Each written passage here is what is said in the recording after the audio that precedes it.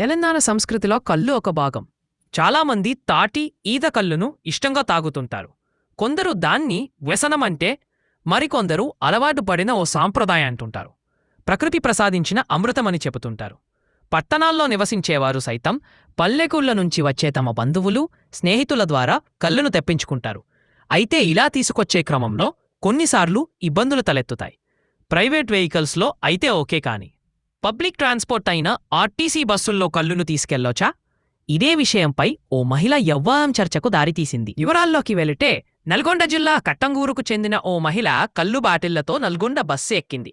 అది గమనించిన driver conductor బస్సులోకి కళ్ళు తీసుకురాకుండానే చెప్పారు. కళ్ళు బాటిళ్లు తీసుకెళ్లకూడదంటూ ఆమెను మధ్యలోనే దింపేశారు. దీంతో సదరు మహిళ ఆగ్రహం వ్యక్తం చేసింది. ఏకంగా ఆ బస్సుకు అడుగా నిలబడి నిరసన వ్యక్తం చేసింది. ఇది తమ ఊరిలో చేసే సాంప్రదాయమని, పుట్టినరోజు సందర్భంగా కళ్ళు తీసుకెళ్తున్నానని వెల్లడించింది.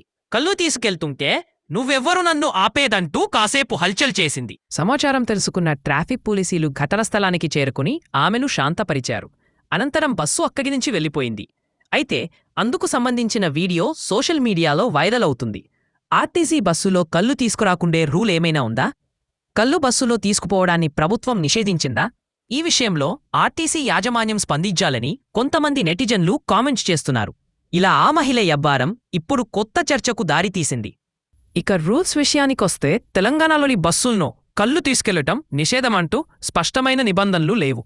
సాధారణంగా ప్రయాణికులు తమ వ్యక్తిగత అవసరాల కోసం పరిమిత మోతాదులో తీసుకువెళ్లేరుకు అనుమతి ఉండవచ్చు. అయితే ఎక్కువ మద్దు తరలించటం చట్టవిరుద్ధం కావచ్చు. వాణిజ్యపరమైన ఉద్దేశ్యంతో కళ్ళు తరలించటంపైన నిషేధముండవచ్చు. పరిమిత మోతాదులో కళ్ళు తీసుకెళ్లినా ప్యాకింగ్ సరిగా ఉండాలి. ఇతరులకు అసౌకర్యం కలిగించకూడదు. అలాగే కళ్ళును అనుమతించే విషయంలో ఆర్టీసీ అధికారుల తుది నిర్ణయంపైనే ఆధారపడి ఉంటుంది. అయితే ఈ విషయంలో తెలంగాణ రాష్ట్ర రోడ్డు రవాణా సంస్థ, ఎక్సైజ్ అధికారులు క్లారిటీ ఇవ్వాల్సి ఉంటుంది.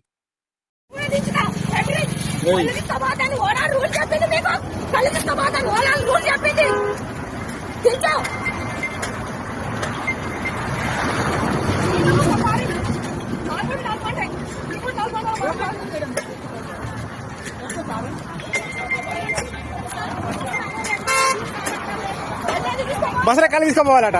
ఫోటో తీసుకుని